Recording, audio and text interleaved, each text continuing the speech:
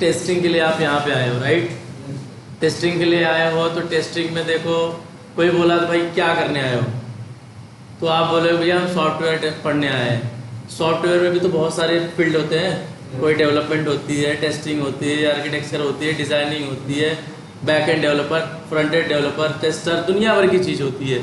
वो पूरे जन से मिला के बीए होता है, पूरे जन को मिला के फिर एक टीम बनती है और वो टीम किसी एप्लीकेशन को बनाती है, किसी सॉफ्टवेयर को बनाती है, राइट। ये तो एक सिंपल प्रोसेस हुआ। तो उसमें ऐसे नहीं है कि भैया जब आपको कोई पूछे भाई आप किस लिए आए हो, तो आपका एम क्लियर होना चाहिए भैया कि हम एक टेस्टिंग के लिए आए हैं। यहाँ हम सॉफ्टवेयर में हमारा रोल टेस्टिंग का है, और टेस्टिंग में भी दो कैटेगरीज होती है, एक होती है मैनुअल और दूसरी होती है क्या, ऑटोमेशन होती है। चलो थोड़ी आपको कितनी तो पता होगी, कितना क्लास आगे चला गया, ठीक है। एक होती है आपकी मैनुअल और दूसरा क्या होता है आपका ऑटोमेशन। जो ऑटोमेशन होता है, मैनुअल होता है, उससे हम ऐसे मैनुअली जैसे चला रहे हैं वैसे चला के देखते हैं भाई कौन सी चीज़ सही है कौन सी गलत है। यहाँ पे अगर हम इंटर करके कुछ लिख रहे हैं तो ये टाइप हो रही है, ठीक है। यहाँ पे लिखने के बाद मैं अगर इंटर मार रहा हूँ तो आगे बढ़ रहा है, पेज नेविगेट कर रहा है अगली पेज के लिए। ये एक लिंक जैसा दिख रहा है, इस पर क्लिक करेंगे तो जीमेल ओपन हो रहा है, ठीक है। तो ये मैनुअली हम चला रहे हैं, राइट। ये मैनुअली चला रहे हैं, और मैनुअली चलाने के बाद हमको सारी चीज़ें देखो टेस्टिंग ऐसे भी हो रही है ना, बढ़िया भाई टेस्टिंग कर रहे हैं, सब कुछ अच्छा चल रहा है, फिर यहाँ पे देख रहे हैं यहाँ पे चल रहा है, ठीक है। ये एक होता है तुम्हारा मैनुअल टेस्टिंग, जिसको इंसान चलाता है, ठीक है, जिसको हम चलाते हैं, हम देखते हैं, हम चेक करते हैं। यहाँ पे देखो इतने टाइप्स के बच्चे हैं, ठीक है, इतने टाइप के इंजीनियर है। यहाँ पे क्या सोचते हैं, सबका दिमाग एक जैसे ही नहीं है ना, कोई कुछ सोचता है, कोई कुछ सोचता है, लेकिन सब अलग अलग पॉइंट ऑफ व्यू से अपना मतलब पॉइंट रखते हैं वहाँ पे, राइट। तो सब अपने हिसाब से चीज़ों को देखते हैं, सब अपने हिसाब से चीज़ों को चेक करते हैं और गलतियाँ ढूंढते हैं, गलतियाँ मिलती है उसको रिपोर्ट करते हैं। इतनी बात आप लोगों को पता है, राइट। तो मैनुअल टेस्टिंग में अगर आप देखोगे एज ए इंसान, एज ए ह्यूमन बींग्स, तो हम क्या सोचते हैं कि भाई कोई चीज़ देख रहे हैं, हमें पता चला कि देखना है, ये फंक्शनैलिटी देखनी है, ये काम कर रही है कि नहीं, राइट। फिर ये भी देखना है, ये देख के फिर हमको क्या कर देना है, ये क्लोज कर देना है, मतलब भाई ठीक है सारी चीज़ें सही चल रही है। ये हमारा नॉर्मल रिक्वायरमेंट था, ठीक है। अब काम हम करते हैं ऑटोमेशन से, ठीक है। ऑटोमेशन जो चीज़ होती है वो मशीन के द्वारा चलती है, कोड होता है, उसको हम नहीं चलाते, हम 2-4 लाइन का कोड लिख देते हैं, कोड अपने हिसाब से जाके यूआई पे ढूंढ के अपना काम करता है, ठीक है। कोड को डायरेक्शन मिल गया, ये करके चले आना है, तो ये क्या करेगा कोड एज इट इज, जैसे डायरेक्शन दोगे इस पे जाएगा, ये चेक करेगा, ये चेक करेगा, यहाँ देखेगा, इसके बाद क्लोज कर देगा, ब्राउजर क्लोज करके बाहर आ जाएगा, राइट। ये होती है मशीन का काम। तो मशीन का काम देखो होती तो अच्छा है भाई, एफर्ट कम लग रहा है, मेहनत कम लग रहा है, एक बार कोड लिखना है, चला देना है, टाइम भी हमारा बच जाता है। ऑटोमेशन देखो पिक्चर में आया ही इसीलिए कि टाइम बचाने के लिए। मैनुअली कोई काम करोगे तो आराम से करोगे भाई, मशीन तो नहीं भगा, यहाँ से जाओगे वहाँ, वहाँ से जाओगे वहाँ, ठीक है। गाड़ी की स्पीड और तुम्हारी स्पीड में बहुत फर्क है, वही हाल है यहाँ पे। मैनुअल टेस्टिंग की स्पीड उतनी है जितनी ऑटोमेशन की नहीं है, ठीक है। ऑटोमेशन की ज़्यादा है, मैनुअल की कम है, राइट। तो अब बात ये होती है कि अब तो आपने ऑटोमेशन को दे दिया सारी अपने हिसाब से, सब कुछ डायरेक्शन दे दिया, अपने हिसाब से चला, चीज़ें ढूंढ के चले आया, गलतियाँ मिली तो रिपोर्ट किया, नहीं मिली तो भाई चीज़ें पास करके चले गया, ठीक है। But manual tester, as a manual tester जब हम देखते हैं, हमें ये मिला कि ये देखो, ये देखो, ये देख के चले आओ, right. But as a human beings हमारा ये काम होता है, ये चल रही यार, ये देखें, ये चल रही नहीं चल रही यार, बगल में ये भी तो फंक्शनैलिटी है, ये भी तो बन चुकी है पहले से, ये चल रही नहीं चल रही, ये देख रहे थे यार साथ में आकर, इसी पेज पे तो है, कहीं अलग से जाकर दूसरी फंक्शनैलिटी पे काम नहीं कर रहे हैं, ठीक है। तो आप एज ए ह्यूमन बींग्स इसको अपने हिसाब से 2-4 फील्ड एक्स्ट्रा चेक कर सकते हो। भैया आपको डाउट लगा तो, लेकिन मशीन को डाउट लगा तो नहीं चाहिए देखेगा, क्योंकि आपने डायरेक्शन ही वही दिया आपने कि भैया यहाँ जाना है, यहाँ जाना है, यहाँ जाके यहाँ जाना है। लेकिन अगर आपको डाउट लगा तो आप चेक करोगे, आप उसकी बगल वाले जो नेबर है, जो नेबर फंक्शनैलिटियाँ हैं, जो उससे जुड़े हुए हैं फंक्शनैलिटी मॉड्यूल, आप उसको भी चेक करोगे। ऐसा तो नहीं ये फंक्शनैलिटी से जुड़ी हुई है, यहाँ दिक्कत आने के चांसेस ज़्यादा हैं, ठीक है। तो आप एज ए ह्यूमन बींग्स क्या करोगे, चेक करोगे और पता चला जो डायरेक्शन जो रिक्वायरमेंट थी वहां गलतियां नहीं थी, लेकिन बगल वाले में गलतियां थी, तो क्या बताओ मैनुअल टेस्टिंग के हिसाब से चीजें सही चली या ऑटोमेशन के हिसाब से? मैनुअल के हिसाब से सही चली ना। आपका दिमाग खुला, आपने उस चीज के साथ साथ थोड़ी सी बगल वाली भी चीजें देख ली, तो गलतियां पाने के चांसेस किसके ज्यादा होते हैं? एज अ मैनुअल टेस्टिंग के होते हैं। जायज की बात है, आप अपने हिसाब से 2-4 चीजें और चेक कर रहे हो, भाई नहीं मिली तो ठीक है, लेकिन ऑटोमेशन से चांसेस तो ज्यादा रहते हैं। ऑटोमेशन को आप डायरेक्शन दोगे, वो डायरेक्शन पे काम करेगा, लेकिन एज अ मैनुअल क्या सोचेगा, भाई चलो बगल वाली भी तो चीजें देख लेते हैं, अभी हम ही इंसान है यार, ऐसा कुछ नहीं, हमको लगा यार ये ऐसे चल रहा है, देखिए ये थोड़ी डिस्टर्ब तो नहीं लग रही है, ये चेक कर लिया, हमें पता चला गलती थी वहाँ पे, भाई हम बता दिए यहाँ पे हम ये पेज पे ये काम कर रहे थे, हमने देखा ये बगल वाली फंक्शनलिटी काम नहीं कर रही यार, इसको एक काम करो सही करो, लेकिन मशीन ऐसा नहीं करेगा। तो ये दोनों में सबसे बड़ा मेजर डिफरेंस है ऑटोमेशन और मैनुअल में। अगर आपको कोई बोलेगा कि सबसे ज्यादा गलतियां किस में मिलती है, तो आपका पहला आंसर रहेगा सटीक आंसर, भैया मैनुअल में चांसेस ज्यादा होते हैं।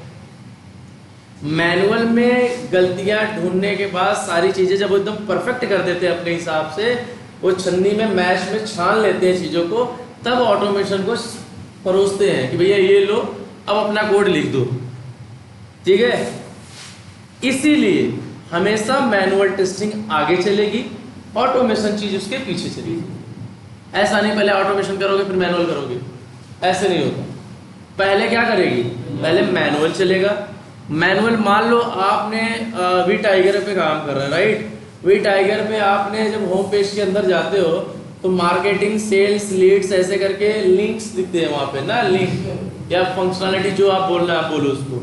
अगर पहला फंक्शनलिटी आपकी मार्केटिंग दिख रही है, इसके बाद लीड्स या सेल्स दिख रहा है, अकाउंट्स दिख रहा है, तो मान लो मैनुअल टेस्टिंग होती रहेगी अकाउंट्स पे, लेकिन ऑटोमेशन चालू रहेगा मार्केटिंग का।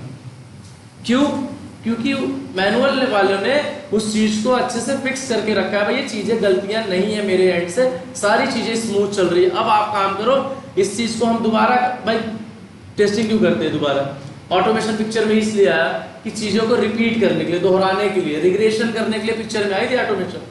समय बचाएगा, जो चीजें हम दोबारा करने जाएंगे तो भाई इतना काम किए हैं, इतना काम अगर हम 10 दिन में किए हैं तो फिर मुझे जायज सी बात है मैं बहुत तेज भी करूंगा तो मुझे 9 दिन तो लगेंगे ही, हाँ, उसके पहले 2 दिन में नहीं कर पाऊँ। बट वो मैनुअल जो ऑटोमेशन होती है स्क्रिप्ट, वो आपकी 1 घंटे 2 घंटे में काम पूरा स्क्रिप्ट चला के दे देगा आपको, राइट। तो इसीलिए पिक्चर में ऑटोमेशन आया। नहीं तो देखा जाए मैनुअल से अच्छी टेस्टिंग कोई नहीं, ऑटोमेशन भी नहीं है। ऑटोमेशन से आपको गलतियां नहीं मिलती, ना के बराबर मिलती है। हम 5 साल से नौकरी कर रहे हैं, मान लो हमको भी नहीं मिलती कभी। ऑटोमेशन में राहुल सर 10-15 साल से किए, शायद एक आध मिली हो, नहीं तो नहीं मिली होगी उनको भी। तो चीजें गलतियां मिलती किसको है? जो मैनुअल टेस्टर होते हैं। जिम्मेदारी किसके पास ज्यादा होती है? मैनुअल टेस्टर के पास होती है। एक बात और याद रखना, अगर मैनुअली मैं यहाँ पे मान लो अभी टाइप कर रहा हूँ तो ठीक है, टाइप हो रही है, तो ऑटोमेशन में भी टाइप होनी चाहिए। भाई अगर मैनुअली हो रही है, तुम ऑटोमेशन चला रहे हो, तुम्हारी टाइप नहीं हो रही है, तो यो सामने वाले को बोलेगा भैया गलती है, तो तुमको डांट देगा, वो बोलेगा दिखाओ कहाँ पे, तो देखो अब तुम्हारे कोड के बारे में मुझे क्या पता, तुमने क्या लिखा, तुमने गलत लिखा होगा। लेकिन मैनुअली देखो, हम एप्लीकेशन किसके लिए बनाते हैं? हम सबके लिए बनाते हैं ना, एज ए यूजर्स। जो एप्लीकेशन हम डालते हैं सर्वर पे, सब यूज करते हैं उसको। हम ऐसे नहीं किसी टेक्निकल बंदे के लिए बना रहे हो, अपने हिसाब से कोड लिख के यूज करेगा, तो कोई यूज करेगा उस चीज को? भैया इतना कौन मजाक मारी करे, डायरेक्ट जाओ यार सामान खरीदो आ जाओ, यहाँ पे हम कोड लिख के सामान खरीदे, ये कौन सी बात हुई? तो जो एप्लीकेशन या जो सॉफ्टवेयर बनता है वो सबके लिए बनता है, हमारे जैसे नॉर्मल लोग के लिए बनता है। भाई कोई भी उसको इजी टू यूज हो जाए, मतलब आराम से उसको यूज कर सके। लेकिन अगर मान लो अगर यहाँ पे मैनुअली काम हो रहा है और ऑटोमेशन में काम नहीं हो रहा है, तो इसे हम डिफेक्ट नहीं बोलेंगे। क्योंकि जब डिफेक्ट बोलने जाओगे तो डेवलपर ये नहीं जानता कि आपने कोड क्या लिखा है, आपसे उससे कोड से मतलब नहीं है। आप बोलेगा भैया दिखाओ, ये तो देखो मैं तो टाइप कर दे रहा हूँ यार यहाँ पे, आप कैसे बोल रहे डिफेक्ट है?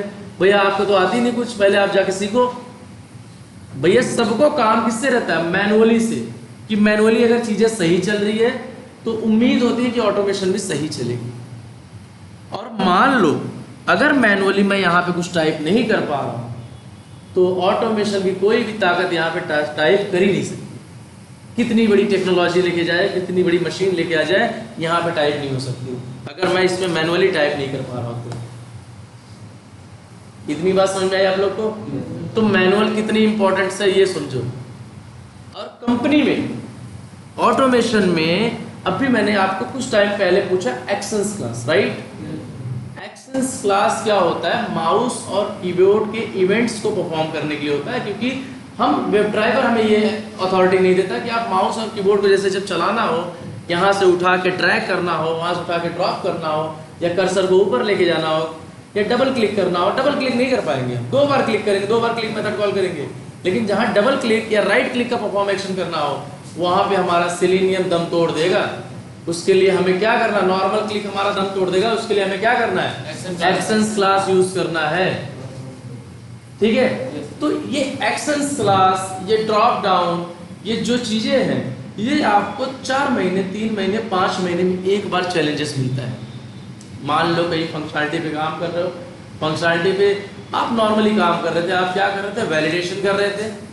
आप इस डिस्प्ले इज इनेबल जो दुनिया भर की मेथड है उसको कॉल करके वेरीफाई कर रहे थे, क्लिक कर रहे थे, सेंड केस कर रहे थे, आगे आगे बढ़ते जा रहे थे।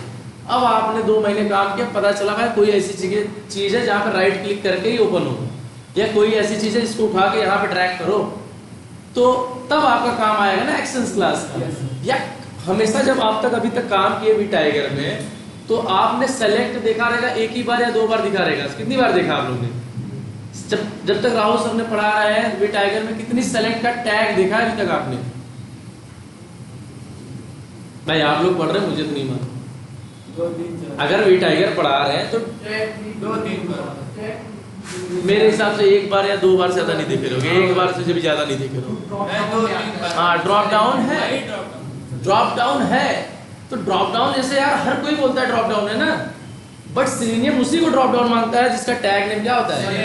सेलेक्ट होता है। बाकी सबको नहीं मानता, बोलता है हमारे में तू नहीं हो, तुम भाई अलग दुनिया के हो।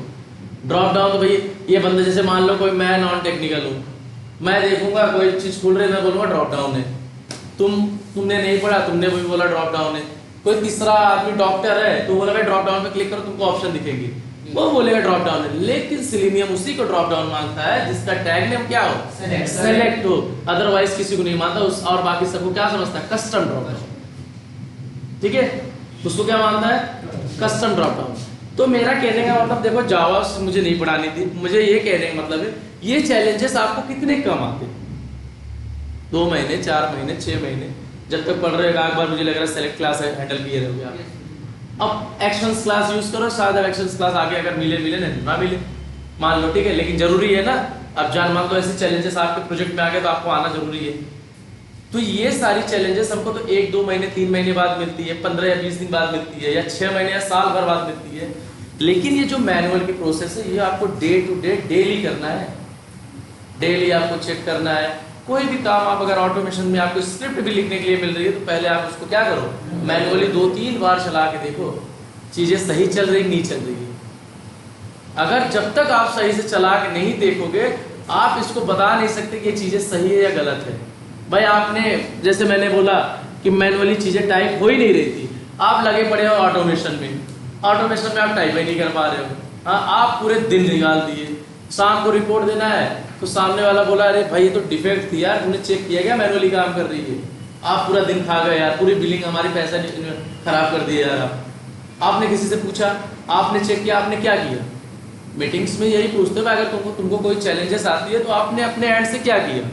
आप बोलोगे मैंने मैनुअली चला के देखा, चीज़ें अगर भाई नहीं चल रही थी तो मुझे पता है तो मैंने डिफेक्ट रेस कर दिया। लेकिन अगर वो बोलेगा पहला क्वेश्चन उसका ये रहा, आपने मैनुअली देखा चीज़ें चल रही कि नहीं चल रही है? ये ऑटोमेशन से सवाल पूछा जाता है। अगर ऑटोमेशन पे आपका रोल है टीम में, तो आपको पहले यही पूछेंगे, आपने मैनुअली चलाया, मैनुअली चल रहा है चीज़ें? तो आप बोलोगे चल रहा है, झूठ ही बोल दिए। फिर डेवलपर बोलेगा तो भाई मैं तो पहले से डिफेक्ट रेस करके रखा हूँ, ये तो नोन है, पहले बता के रखा हूँ ये फंक्शनलिटी काम नहीं कर रही है। तो आपके ऊपर सवाल उठेंगे ना कि भाई आप काम नहीं करते, ऐसे आला वाला मार के निकल लेते हो। भाई हाँ ऐसे ही चलता है, ऐसे ही होगा। भाई मेरे को लग रहा है ये चलना चाहिए तो चलना ही चाहिए, ऐसे क्यों लग रहा है भाई तुमको चलना चाहिए तो तुमको रखे क्यों है यहाँ पे? भाई तुमको अगर लग ही रहा है चलना चाहिए तो तुमको रखे क्यों है? तुम्हारा काम था ना, तुम्हारी जिम्मेदारी है तुम एज अ टेस्टर हो, तुम्हारी जिम्मेदारी है कि चीज़ों को चेक करना, और चेक करके ही तभी आप उसको मतलब बता सकते हो चीज़ें सही चल रही नहीं। अब हमें में कैसे बोल सकते हो भाई ये चीज़ें चल रही है, और फिर कम जाए गए मीटिंग में आपको 10 बात सुनने को मिली, और फिर आपकी इमेज पे भी तो इफेक्ट होगा, इम्पैक्ट होगा। भाई सामने वाला बोलेगा भाई ये बंदा तो सही नहीं है यार, ये तो हवे में ही काम कर, इसके मतलब आपने भले से पहली बार किया है, लेकिन आपके पिछली वाले भी बात करेगा भाई पिछले 2-3 महीने से शायद ऐसे ही काम कर रहा था, चीज़ें नहीं मिली तो इसके लिए सही बच जा रहा था, आज चीज़ें पकड़ी गई तो भाई पकड़ी गई, ये मतलब पिछली भी ऐसे ही कर रहा था बंदा सामने वाला। तो समझे मैनुअली कितना इंपॉर्टेंट है। पहले मैनुअल तो आपको डे टू डे करना है, डेली करना है, डेली चेक करना है, डेली रिपोर्ट देना है, डेली बात करना है, डिफेक्ट ट्रेस करना है, फिर टेस्ट करना है, फिर चलाना है, देखना है, बात करना है, सारे क्या है मैनुअल। ऑटोमेशन में चैलेंजेस कम आते हैं, जब आते हैं तो 10-15 दिन 20 दिन बाद आते हैं, इसमें तो आपको नहीं आएगा। तो इसलिए जब आपका इंटरव्यू जब होता है ना, तो आपको प्रिपरेशन, जैसे आपका प्रिपरेशन होगा ऑटोमेशन में, आपको ऑटोमेशन के हिसाब से हायर किया जाएगा, बट अंदर जाओगे आपको क्या करवाएंगे, मैनुअल करवाएंगे, क्योंकि उनकी ये एक्सपेक्टेशन होती है आपसे कि अगर आपने ऑटोमेशन आपको अच्छे से आती है तो मैनुअल तो जायज़ की बात है आपने किया ही होगा। आप इस बात से मुकर नहीं कर सकते कि भैया मुझे मैनुअल नहीं आया, मैंने मैनुअल नहीं किए। भाई मैनुअल नहीं किए करो, तुम अपना स्क्रिप्ट कैसे चलाते हो, पहले मैनुअली चलाते रहोगे ना, आगे ऐसे हवे में चला देते हो, समझे बात को। तो भैया मैनुअल सबसे ज़्यादा ज़रूरी है। आप इंटरव्यू, मैं तो देखो मैं सच बताऊं, मैंने अपनी लाइफ में 200 से ज़्यादा इंटरव्यू दे चुके हैं, अब भी देता रहता हूँ किसी न किसी की, ठीक है। तो 200 इंटरव्यू में अगर आपने 10 क्वेश्चन पूछा गया, 10 में से 8 अगर ऑटोमेशन बता लिए कोड वाली, 2 मैनुअल नहीं बता पाए, आप रिजेक्ट हो जाओगे, आप फेल हो जाओगे, आपको नहीं लेंगे वो। आपको लगा भैया ये काम नहीं किया है, कहीं से रट बिट के आया है, एक्सेस क्लास पढ़ लिया है, बस ड्रॉप डाउन पढ़ लिया है, क्लिक क्लिक जान गया है, तो ऐसे थोड़ी नौकरी लगेगी यार। जो बहुत जन नहीं बोलते कि भैया हमको रियल इन्वायरमेंट का क्वेश्चन पूछ लिया कि कैसे तुम डे टू डे करते हो, तो ये मैनुअली पूछता है वो, तो भैया आप अपने डे टू डे रूटीन में क्या करते हो बताओ सुबह उठ के, तो ये मैनुअल का ही पार्ट है। अगर आप ये नहीं बता पा रहे हो मैं उठ के क्या करता हूँ, क्या देखता हूँ, क्या नहीं करता हूँ, तो आप कैसे उसको सामने वाले को समझ में आया कि आपने चीज़ें सही की है या गलत की है, राइट। तो मैनुअल इंपॉर्टेंट है, मैनुअल को बहुत ज़्यादा तवज्जो देना। मैनुअल से भी बहुत लोगों की नौकरियां लगी है, आप चाहे तो ढंग से पढ़ो तो 3 महीने में मैनुअल में नौकरी लग जाए, 2 महीने के अंदर। लेकिन मैनुअल जो कर लेता है उसको आसान हो जाता है, मैनुअल करने लगता है, ऑटोमेशन दिमाग में आती नहीं। तो आप सीखो दोनों, यहाँ आप फुल स्टैक टेस्टर बनने आए हो तो मैनुअल प्लस ऑटोमेशन दोनों भी जरूरी है, बट मैनुअल को अंडर एस्टिमेट ना करो, ये सबसे खतरनाक चीज़ है। मैंने बताया ना, 2 क्वेश्चन नहीं बताओगे, आप किसी से भी पूछ लेना, कोई बंदा यहाँ इंटरव्यू देता होगा वो बोलेगा भाई मैंने सब बता लिया, मैनुअल का एक क्वेश्चन पूछा मैंने बता पाया। और मैनुअल बता भी वो भी नहीं पाता कि जिसकी इंग्लिश भी थोड़ी कमजोर होती है, क्योंकि मैनुअल थोड़ी बोलनी होती है ना बात, कोड में बोल रहा है एक्शंस क्लास क्या है, तो आपने ऐसे नॉर्मली बोल दिया, ये कर दिया वो कर दिया, बात कर। मैनुअल में तो आपको समझाना है ना चीज़ें, तो मैनुअल के लिए जब आपको समझाना है तो आपकी इंग्लिश थोड़ी अच्छी होनी चाहिए, जब कम्युनिकेशन अच्छी होगी तभी आप इंग्लिश बोल पाओ, मतलब मैनुअल समझा पाओगे। मैं ये नहीं कहता है आप बहुत फ्लुएंट इंग्लिश बोलो, बट जो काम करते हो उस काम को बता ले जाओ। भाई देखो अगर सामने वाला फॉरेनर क्लाइंट रहा, आपको पूछेगा तो आपको उतनी बात तो बतानी है ना कि भाई आपने किया क्या है दिन भर में, तो आपको दिन का काम बताना है सिर्फ। अगर आप वो भी नहीं बता पा रहे तो आपसे क्या एक्सपेक्टेशन करेगा वो बताओ, आपको क्यों रखा है, क्यों इतना पे कर रहे हो। दुनिया भर की पंचायत तो करनी नहीं है भाई, दुनिया भर की पंचायत वो करता है जिसकी इंग्लिश बहुत अच्छी है, लेकिन जब आपकी इंग्लिश ऐसे टूटी फूटी है तो आप क्या करोगे भाई, अपना काम बताओ, हाय हेलो करो, गुड मॉर्निंग करो, गुड आफ्टरनून करो, जो भी चल रहा है, ठीक है। इसके बाद अपना काम बताओ, काम पूछा कुछ चैलेंजेस है, चैलेंजेस बताओ, सामने वाला जो बोलता है उसको सुनो, नहीं समझ में आ रही फिर पूछो, सॉरी करके पूछो, फिर उसको बोलो थोड़ा आराम से बोलो। तो अंग्रेज इतने अच्छे होते थोड़ा आराम से बोलते हैं, ऐसे नहीं है, अंग्रेज बहुत अच्छे होते हैं, इतने अच्छे होते हैं तो इतना अच्छा तो कोई नहीं होता जितना अच्छा अंग्रेज होता है। वो आपसे आज तक किसी से भी पूछे रहोगे तो कोई ये नहीं बोलेगा अंग्रेज बहुत ख़राब था, वो बहुत अच्छे होते हैं। वो आपको सोचते हैं हमेशा आप अच्छा परफॉर्म करो वहाँ पे, ये नहीं सोचते कि आप गिर जाओ हमको मज़ा आ जाएगा। वो आप थोड़ा गड़बड़ बताओगे तो आपको सपोर्ट करते हैं, हाँ ठीक है बताते हैं, पूछते हैं। अगर मान लो अगर आपकी अगर इंग्लिश नहीं सीखे, कोई साउथ का आपका कलीग मिल गया तो आपकी मजबूरी हो जाएगी आपको बोलना, तो उस टाइम तो आपको कैसे न कैसे बोलना है, तो नौकरी छोड़ दो। दो ऑप्शन है आपके पास, या नौकरी छोड़ो या तो इंग्लिश सीखो। तो दोनों भी आसान रास्ता है। नौकरी छोड़ दो तो और मजे, आओ यार कौन करेगा। और इंग्लिश सीखना है तो थोड़ा मेहनत करना पड़ेगा, उसके साथ लगे रहना पड़ेगा, उससे बात करनी पड़ेगी, यहाँ ट्राई करना पड़ेगा, शर्माना नहीं पड़ेगा, डिस्कशन करना पड़ेगा। इंग्लिश वाला तुमको इंग्लिश कौन पढ़ाता है? अखिलेश कौन है? अच्छा अखिलेश, आप हो। तो इंग्लिश वाले सर से आप बात करो, इंग्लिश से पूछो, इनको बार बार थोड़ा पूछो कि सर ये सही बोल रहे गलत बोल रहे, जो आप काम करते हो उसी के बारे में डिस्कस करो। ठीक है, जब आप बार बार बात करोगे, इंग्लिश एक लैंग्वेज है, जितनी बोलोगे उतनी, पढ़ाने से कोई नहीं सीखता। जितनी बोलोगे, जितनी डिस्कशन करोगे। अब वैसे इंग्लिश क्यों जरूरी है ये सोचो। कोई मेल लिखनी है हमको, मेल 2 लाइन की लिखनी होती है या 1 लाइन में सारी बातें समझानी होती है। मान लो कोई काम करना है और आपने मेल में आपने क्या कर दिया, वो जो हेल्पिंग वर्ब है उसमें कुछ चेंजेस कर दिया, आपने बोल दिया भाई मैंने काम कर लिया है, तो सामने वाला कंफ्यूज होगा, भाई काम तो स्टार्ट ही नहीं हुआ है, बोल रहा है काम कर लिया मेल में। और मेल जो होती है वो प्रॉपर डॉक्यूमेंटेशन होती है, ऐसे नहीं है कि भाई मेल ऐसे हवा में बात कर ले मुंह से। देखो कोई भी काम होता है कंपनी में तो फुल डॉक्यूमेंटेशन के साथ काम होता है, फुल प्रूफ के साथ काम होता है। आपने इस चीज को कब बात किया था सामने वाले से, तो आप बताओगे भैया देखो मैंने मेल किया था 2 दिन पहले। अगर आप मेल ही गलत बोल रहे भेज रहे हो और उस मेल के अंदर बहुत सारे लोग होते हैं, सीसी में, लूप में पूरी टीम भी होती है, उसमें आपका इमेज क्या जाएगा और सामने वाला कितना कंफ्यूज होगा। तो भाई देखो इतनी इंग्लिश तो सीख लो कि भैया कि हम क्या कर रहे हैं, क्या करना है, क्या करेंगे, क्या नहीं करेंगे। नहीं दुनिया भर की आ रही, मतलब बोलना तो सीख लो यार, थोड़ी मोड़ी सीख लो, टूटी फूटी सीख लो, लेकिन सीख लो। बिना इंग्लिश का काम नहीं चलने वाला है। न तो मैनुअल चलाएगा, न तो जावा ही चलाएगा तुम्हारा, इंग्लिश ही चलाएगा तुम्हारा।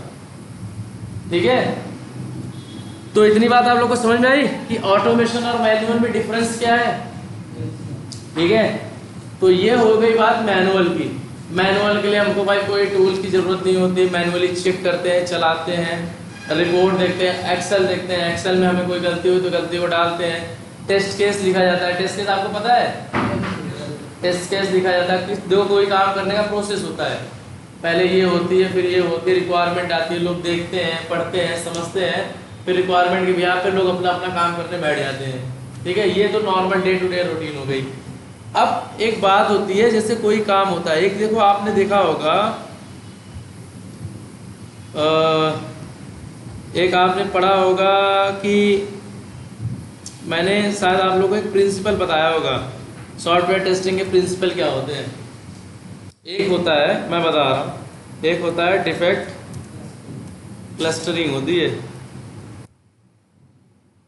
ठीक है, ठीक है। डिफेक्ट क्लस्टरिंग का मतलब क्या होता है, डिफेक्ट मतलब डिफेक्ट, गलतियां, और गलतियां मतलब डिफेक्ट मतलब क्या, जब आपकी एक्सपेक्टेशन आपके एक्चुअल से मैच नहीं होती तो उस चीज को क्या बोलते हैं, डिफेक्ट बोलते हैं। जैसे क्या, फॉर एग्जांपल रियल लाइफ में आप कोई सामान खरीदे, शर्ट खरीदे, शर्ट में आपकी एक्सपेक्टेशन ये थी कि भाई शर्ट हमारी फ्रेश होनी चाहिए, बढ़िया होनी चाहिए, जैसा हम देख रहे हैं वैसा होनी चाहिए। शर्ट लेके आए, घर पे चेक किए, देखे तो उसमें क्या था, एक होल था। तो भाई आपकी एक्सपेक्टेशन तो कुछ और थी ना कि अच्छी होनी चाहिए, लेकिन एक्चुअल में क्या निकली, डिफेक्ट निकली, उसमें गलतियां निकली। तो जब आपकी एक्चुअल और एक्सपेक्टेशन आपके मुताबिक मैच नहीं होती, उसी को बोलते हैं डिफेक्ट, राइट। तो डिफेक्ट मतलब डिफेक्ट मैंने बता दिया, एक्चुअल और एक्सपेक्टेड का। और क्लस्टर मतलब होता है बंचेस, गुच्छे, अंगूर के गुच्छे, चाबी के गुच्छे। तो ये हो गए डिफेक्ट क्लस्टरिंग, मतलब डिफेक्ट के गुच्छे, राइट।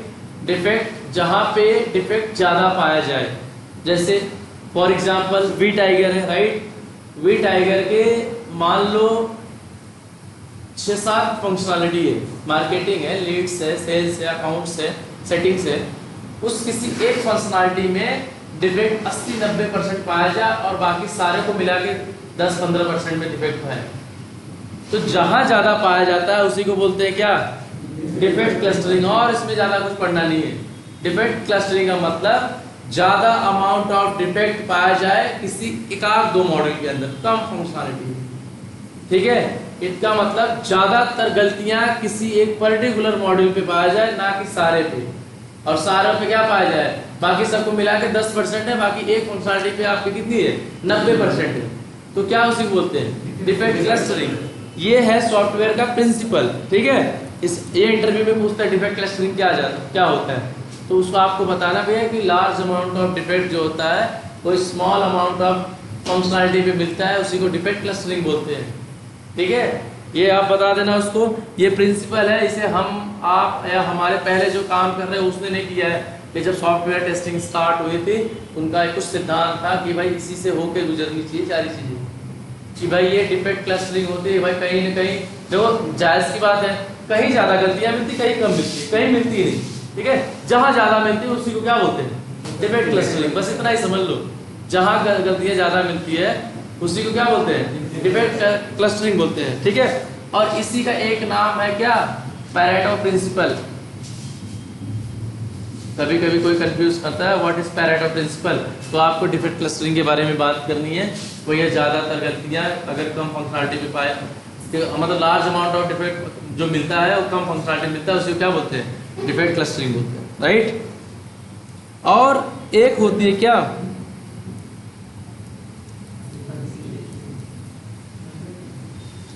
ठीक है अर्ली टेस्टिंग। अर्ली टेस्टिंग का मतलब क्या, देखो नाम कितना है अर्ली टेस्टिंग, मतलब अर्ली टेस्टिंग जल्दी से टेस्टिंग के पहले थोड़ा, राइट। टेस्टिंग के पहले अर्ली मतलब कोई टेस्टिंग कर लो, कोई चीज स्टार्ट हो रही है इसके पहले अब आप एक टेस्ट कर लो। फॉर एग्जाम्पल एक मान लो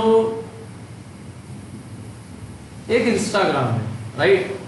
एक इंस्टाग्राम की फंक्शनलिटी है, इंस्टाग्राम में मान लो 2-4 चीज़ों पे हमें काम करना है, मतलब हमें क्लाइंट ने दिया रिक्वायरमेंट, ये 4-5 चीज़ें हैं, इस 4-5 चीज़ों पे काम करना है। जैसे एक चीज़ हो गई आपकी क्या, एक हो गया आपका लॉगिन पेज, ठीक है। एक क्या हो गया आपका होम पेज, एक हो गई चैटिंग, एक क्या हो गया वीडियो कॉलिंग, एक का क्या हो गया गो लाइव, और क्या हो गया एक, और क्या बोल सकते हो उसमें, एक पोस्ट हो गया, हाँ या अपलोड बोल दो, अपलोड एनीथिंग समथिंग, हाँ ठीक है। ये मान लो कितनी फंक्शनलिटी है 1 2 3 4 5 6, ये 6 फंक्शनलिटी की आपको क्या मिली रिक्वायरमेंट्स मिली, उस रिक्वायरमेंट्स पे आपको काम करनी है, राइट। ये अर्ली टेस्टिंग के बारे में बता रहा हूँ आपको, राइट।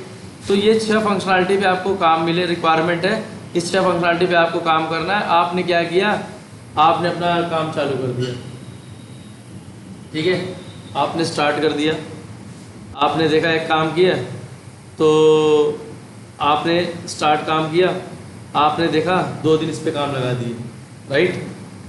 मान लो हमारा एक साइकिल होता है, ये साइकिल मान लो 14 दिन की है अभी के लिए मान लो, ठीक है। आपको 14 दिन का काम है, इस 14 दिन में इतना काम आपको करके देना है। तो आपने क्या किया, आपने लगा दिया इस पर, पहले भी दिन 3 दिन लगा दिया, राइट। फिर लगा दिया आपने कितना 2 दिन 5, फिर लगा दिया कितना 2 7 3 10 2 12 और लास्ट पे कितना लगा दिया 14। ये 14 दिन का मैंने ऐसे डिवाइड कर लिया, भाई मेरे पास रिक्वायरमेंट आई, मैंने देखा, मैंने अपना क्या सुना, मैंने अपना काम को डिवाइड कर दिया, भाई इतने दिन में मेरा काम हो जाना चाहिए, राइट। तो अब मैंने 3 दिन लॉगिन पे काम किया, लॉगिन की फंक्शनलिटी बना ली। फिर मैंने 2 दिन होम पेज पे काम किया, होम पेज की फंक्शनलिटी बना दी। कितने दिन निकल गए 5 दिन। फिर मैंने चैटिंग वाली देखी, तो चैटिंग में कितने निकल गए 7 दिन। फिर मैंने वीडियो कॉलिंग वाले पे काम किया, मतलब जैसे मैंने रूटीन बनाया था प्रायोरिटी वाइज अपना क्या करता, काम उठाया और काम करना चालू किए। कितने दिन हो गए 10 दिन। अब मैं जब गो लाइव पे जा रहा हूँ तो गो लाइव वाली फंक्शनलिटी काम नहीं कर रही है, गो लाइव वाली फंक्शनलिटी काम नहीं कर रही है, और पता चल रहा है भाई ये इसमें क्या है चेंजेस है, इसमें डिफेक्ट है, इसको बदलना पड़ेगा पूरी चीज़ को, ठीक है। ये काम ही नहीं करेगी और इसके कारण जब ये काम नहीं करेगी तो इसके बाद ये नीचे वाली भी काम नहीं करेगी और इसके ऊपर भी हमें दिक्कतें आ सकती है क्योंकि उससे लिंक हुई है चीज़ें, ठीक है। अब आप यहाँ से जाने के बाद यहाँ बताया उसको, तो आपने 10 दिन बेकार किया ना उसका। तो आपका काम क्या था, एक बार जब रिक्वायरमेंट आपके पास आती है तो उसको समझो कि भाई रिक्वायरमेंट क्या है, क्या चीज़ पॉसिबल है। मान लो एक गाड़ी बनानी थी, गाड़ी आपकी रिक्वायरमेंट आपने बोल दिया क्लाइंट को, क्या क्लाइंट को मुंह से बोलना ही है, अनपढ़ तो होते हैं भाई तो लेकिन पैसे वाले होते हैं लोग, उनको मुंह से बोलना था कि भाई आप हमारे लिए कार बनाओ और कार में ना 6 चक्के चाहिए और 6 पीछे लगाओ, आगे कुछ ना लगाओ। तो आप बोलोगे अरे ऐसे कैसे होगा यार, 6 हम कैसे लगा देंगे, कि 6 के 6 पीछे लगा दे, आगे वाला तो जमीन पे गिर जाएगा यार। एक काम कर सकते हैं सर, हम इसको ऐसे नहीं कर सकते, आपको 6 चाहिए ना, हम 6 देंगे, तो 2 पीछे लगाते हैं, 2 आगे लगाते हैं, 2 बीच में लगाते हैं, गाड़ी मेंटेन रहेगी, राइट। तो अगर आपने उस रिक्वायरमेंट को ले लिया और आपने उस रिक्वायरमेंट को समझाने और दे दिया काम बनाने के लिए, बाद में अगर प्रोडक्ट आप बना के 6 चक्के वाली गाड़ी दे दिए पीछे लगा के, वो किस काम की रहेगी गाड़ी। तो एज ए इंजीनियर आपका काम ये है कि भाई उसी समय आप उस चीज को सुधारो। देखो टेस्टर का काम ये नहीं होता कि डिफेक्ट को ढूंढना, ये तो कंपलसरी है कि भाई डिफेक्ट को ढूंढे, इसीलिए तो आपका काम है। बल्कि सबसे ज्यादा नेसेसरी चीज क्या होती पता है, कि आप क्लाइंट को क्वालिटी ऑफ प्रोडक्ट देना, कस्टमर को जो प्रोडक्ट मिले उससे उसको सेटिस्फेक्शन हो कि भाई मैं कुछ मिला है हमको। ऐसे नहीं कि बनाना कुछ था, बना दिए कुछ और बहुत अच्छा बना दिए, लेकिन उसके मतलब कहीं नहीं है, उसको चाहिए कुछ और था यार, आपने क्या बना दिया, तो खुशी नहीं है, डिफेक्ट नहीं है उसमें। मान लो डिफेक्ट नहीं है, आपने डिफेक्ट फ्री बना दिया, लेकिन जब उसके जब रिक्वायरमेंट से वो चीजें मीट नहीं कर रही, मिल नहीं रही है, तो कैसे बोलेंगे सही है गलत है, तो कोई मतलब नहीं निकला ना। तो इसीलिए अर्ली टेस्टिंग में हम चीजों को सुधारते हैं टेस्टिंग स्टार्ट करने के पहले, कि सर ऐसे नहीं होगा, ऐसे कर देंगे, ऐसे चीजें पॉसिबल नहीं है, ऐसे चीजें यूज नहीं होंगी। तो सामने वाला बोलेगा हाँ, मतलब आपका काम है बताना ना यार, मैं तो कुछ भी बोलूंगा, लेकिन आपको अगर बीच में समझाना तो आप चीजों को बता सकते हो, ऐसे नहीं ऐसे चाहिए, ऐसे नहीं ऐसे चाहिए, ठीक है। तो इससे क्या हुआ, मान लो जो गलतियां हमको यहाँ मिलती थी 10 दिन बाद, तो 10 दिन की बिलिंग हुई, 10 दिन लोगों ने काम किया, 10 दिन नुकसान हुआ। प्लस अगर मान लो अगर हमने उसकी रिक्वायरमेंट ले लिया रहता 6 चक्के वाली, तो फिर अगर हम उसको रिक्वायरमेंट पे काम करना चालू करते तो गलत प्रोडक्ट बनता, सारे काम बेकार हो जाते, और फिर से उस काम को करने के लिए कस्टमर को पैसा देना पड़ता, क्लाइंट को पैसा देना पड़ता, तो फिर वो इरिटेट होता कि भाई तुम्हारा भी तो कुछ काम है, तुम किस लिए इंजीनियर हो, तुम भी तो सोच सकते हो भाई चीज़ें क्या सही है क्या गलत है, तुम भी चीज़ें बता सकते थे। ऐसा नहीं, देखो अपडेट क्यों होता है, अपग्रेड्स, अपने आप को लोग अपग्रेड क्यों करते हैं, टेस्टिंग क्यों हमेशा चलती रहती है। ऐसा नहीं है कोई एप्लीकेशन बन गई तो टेस्टिंग स्टॉप हो जाएगी, टेस्टिंग हमेशा चालू रहता है। कि ऐसा नहीं टेस्टिंग यहाँ चल रही है ना, इंडिया में चल रही है, लोकल सिस्टम पे चल रही है, कल को उसे सर्वर पे डालना है, सर्वर पे कोई इशू है, कल को यहाँ के टाइम जोन को हटा के यूएस या यूके का टाइम जोन डालना है, सीएसटी एमएसटी में चीज़ें डालनी है, वहाँ टाइम जोन के हिसाब से, क्लाइमेट के हिसाब से, नेटवर्क के हिसाब से, सर्वर के हिसाब से, डेटाबेस के हिसाब से चीज़ें बदल सकती है ना। तो इसीलिए तो टेस्टर हायर करते हैं हर एक जगह से, कुछ वहाँ से रहेंगे, कुछ यहाँ से रहेंगे, कुछ वहाँ से रहेंगे, सारे लोग अपने हिसाब से काम करते हैं। जैसे मैं 12 से काम करता हूँ 9-10 बजे तक, तो मेरे सोने के बाद ऐसी नहीं टेस्टिंग स्टॉप होती है, फिर यूके वाले आते हैं, यूएस वाले आते हैं, जिनकी सुबह होती है 9-10 बजे, जब हमारी रात होती है, तो वो काम करते सुबह तक। तो चीज़ें चलती रहती है, ऐसे नहीं है कि एप्लीकेशन एक बार बन गया तो बन गया, जैसे जैसे एप्लीकेशन बनता रहेगा, टेस्टर बढ़ते रहेंगे, काम होता रहेगा, टेस्टिंग अनस्टॉपेबल है, हमेशा चलती रहेगी। मान लो फ्लिपकार्ट है, फ्लिपकार्ट से चीज़ें खरीदे, आप कोई चीज़ लिए खरीदे, आपने पेमेंट करने गए, आपका पता चला पेमेंट वाली जो बटन थी वो आधे घंटे 1 घंटे के लिए स्टॉप हो गई, पेमेंट नहीं कर पा रहे हो। तो एट ए टाइम ऐसा नहीं कि आप खरीद रहे हो कि यहाँ पे इंडिया में खरीद रहे हैं, लाखों करोड़ों लोग पूरे वर्ल्ड में खरीद रहे हैं, फ्लिपकार्ट अमेजोन यूज़ कर रहे हैं, तो एट ए टाइम लाखों करोड़ों अरबों रुपए का नुकसान होगा अगर आधे घंटे के लिए सिस्टम उनकी बंद हो जाए ये सोचो कितनी क्रिटिकल फंक्शनैलिटी है, कितनी मेन फंक्शनैलिटी है कि पेमेंट की बटन ही नहीं काम कर रही है। तो ये चीजें है, एक है, तो समझे आप टेस्टिंग की इंपॉर्टेंस कितनी है। एक चीज और है, आपको एक चीज और बता देता हूँ। एक होती है अर्ली टेस्टिंग का मतलब ये होता है कि टेस्टिंग स्टार्ट करने के पहले आप रिक्वायरमेंट को समझो, रिक्वायरमेंट को पढ़ो। अगर रिक्वायरमेंट में कुछ मिस्टेक है तो आप उस चीज को तुरंत बताओ, इमीडिएट इन्फॉर्म करो, भाई चीजें ऐसी नहीं ऐसी होनी चाहिए, या अपने हिसाब से एक बार गो थ्रू कर दो। किसी ने उल्टा सीधा लिखा है लेकिन आपको ऐसा समझ में आया तो आप उससे बात करो, नहीं समझ में आया तो टीम से बात करो। तो अगर फिर भी लग रहा है चीजें सही है तो सही है। मतलब अर्ली टेस्टिंग का मतलब टेस्टिंग स्टार्ट होने के पहले आप एक बार गो थ्रू कर लो रिक्वायरमेंट क्या है। रिक्वायरमेंट में ऐसे तो नहीं है कि पहले होम पेज बना दो उसके अंदर लॉगिन पेज बनाओ, ऐसे नहीं होनी चाहिए। देखो ये तो मैंने एग्जांपल दिया, जनरली इतने पागल लोग नहीं है, लेकिन ऐसे मिलता जुलता मिस्टेक होती है, ठीक है। तो ये चीज हो गई। एक हो गई आपकी पेस्टिसाइड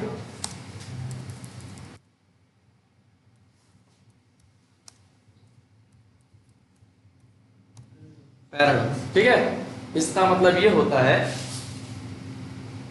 पेस्टिसाइड पैराडॉक्स का मतलब ये होता है, मान लो इतने इंजीनियर्स यहाँ बैठे, ठीक है, मैंने देखा यहाँ पे कोई, मैंने बोला कि एक काम करो, आप जाओ, आप यहाँ पे जाओ, ये चेक करो, ये चेक करो, ऐसे करके आ जाओ, 2-3 फंक्शनलिटी को चेक करके फिर ब्राउजर क्लोज करके चले आओ। आपने क्या किया, आप गए, चीज़ों को देखे, चेक किए, चले गए। दूसरा बंदा गया, आपने एक डिफेक्ट मिला आपको, शायद एक फंक्शनलिटी नहीं चल रही। दूसरा बंदा गया, दूसरे बंदे ने भी सेम काम किया, देखा, ढूंढा, ऐसे चले आए, उसको भी एक डिफेक्ट मिला। ऐसे वो भी गए, ऐसे ये भी गए, ऐसे लोगों ने गया और लोगों ने भी गए, चेक किए, तो डिफेक्ट कितने मिले, एक, क्योंकि जाहिर की बात है एक ही थी, भाई एक मिला उनको, एक ही जैसे चेक किए उन्होंने। फिर मेरा कहने का मतलब ये था, यार ये देखो यहाँ पे तो जाना ही है ना, तो ये ऐसे ऐसे जाके देखते हैं और एक बार काम करते हैं, इस पे जाते हैं फिर चेक करते हैं, ठीक है, या यहाँ जाते हैं फिर इसके बाद ये चेक करते हैं फिर ये चेक करते हैं। मतलब थोड़ी अप्रोच को बदलते हैं, थोड़ी अपने वे को बदलते हैं, थोड़ी अपनी सोचने की पावर को बदलते हैं कि थोड़ी अलग तरीके से सोचे कि डिफेक्ट कैसे मिल सकता है। मानो ऐसे तो कर रहे हैं, यहाँ पे ऐसे मिल रहे हैं, और क्या सिनेरियो हो सकते हैं, कैसे हम इस चीज़ को चेक कर सकते हैं कि मान लो एक तरीके से चेक कर रहे हैं, मान लो भैया हमने ऐसे ऐसे चेक किया, हमको एक मिले, और क्या पॉसिबल सिनेरियो बन सकते हैं, किस और पॉसिबल सिनेरियो से हम तरह तरह से इसको क्या करें, चेक करें। तो आप दिमाग लगाओगे, आप क्या करोगे, टेस्ट केस करोगे, टेस्ट केस लिखोगे, टेस्ट केस में आपने भाई पॉजिटिव देखा, आपने एक नेगेटिव देख के चले आए, आपको एक मिला, तो आप सोचोगे भाई चीज़ें तो और भी तरीके से चेक हो सकती है। अगर डाउट है, यहाँ डिफेक्ट है, तो चीज़ें क्या करते हैं, और भी तरह से क्या कर सकते हैं, चेक कर सकते हैं। तो आप अगर अपने तरीके को बदलोगे, अपने अप्रोच को बदलोगे, तो आपको डिफेक्ट मिलने के चांसेस क्या होते हैं, बढ़ जाते हैं। चांसेस क्या होते हैं, बढ़ जाते हैं। ना कि अगर एक ही तरीके से करोगे तो चांसेस क्या रहते हैं, वही रहते, लेस रहते हैं। जैसे सबको मिले वैसे तुमको भी मिलेंगे, तुम भी तो वैसे ही आ रहे हो। लेकिन अगर तुम अपने अप्रोच को बदलोगे, तुम अपने थिंकिंग पॉइंट ऑफ व्यू को बदलोगे, तुम अलग अलग सिनेरियो सोचोगे, और ज़्यादा सिनेरियो सोचोगे, तो तुम क्या सोच सकते हो, तुमको डिफेक्ट मिलने के चांसेस भी बढ़ सकते हैं। क्योंकि जिस हिसाब से जितना ज़्यादा सोचोगे, उतनी ज़्यादा सिनेरियो क्रिएट होगी आपके माइंड में, उतनी सिनेरियो आप इस पर क्या करोगे, अप्लाई करोगे, और फिर वहाँ से डिफेक्ट ज़्यादा मिलने के क्या होते हैं, चांसेस बढ़ते जाते हैं।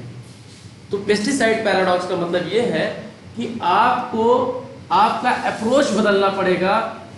इस एक सेम टेस्टिंग को एक ही तरह से नहीं करना पड़ेगा, आपको आपका अप्रोच टेस्टिंग के हिसाब से क्या करनी पड़ेगी, बदलनी पड़ेगी। इसलिए अगर टेस्टिंग इसलिए देखे होगा आप लोग, तो टेस्टिंग कभी आप बोलते हो ना टेस्टिंग ही तो करना है, क्यों ना स्मोक कर ले, क्यों ना रिग्रेशन कर ले, क्यों ना रीटेस्टिंग कर ले, एक ही करे ना, क्या दुनिया भर की टेस्टिंग है, सब करे। सब करने की चीज इसीलिए होती है जरूरत, क्योंकि सबका अप्रोच अलग, सब में कुछ न कुछ अलग बात है। अगर अलग बात नहीं होती तो सबको कंबाइन करके एक ही टेस्टिंग हो जाती ना। सबका तरीका अलग है, सबका वे अलग है, सबके सोचने का तरीका अलग है, सबके अंदर की मतलब चीजें अलग अलग चीजें लिखी गई है। तो अगर आप अपने अप्रोच को बदलोगे तो आपको डिफेक्ट मिलने के क्या होते हैं, चांसेस बढ़ेंगे। यही है आपका पेस्टिसाइड पैराडॉक्स, राइट। तो ठीक है, आज इतना ही करते हैं, बाकी नेक्स्ट क्लास में देखते हैं। अभी बहुत सारी चीज़ें हैं।